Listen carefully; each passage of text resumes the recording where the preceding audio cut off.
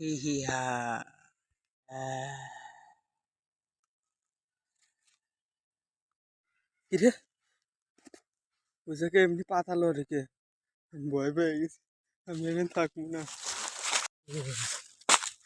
এদি আমার কাছে আসে মা। এই তুই এখানে আছিস কা? ভাই এখানে কি হয়েছে?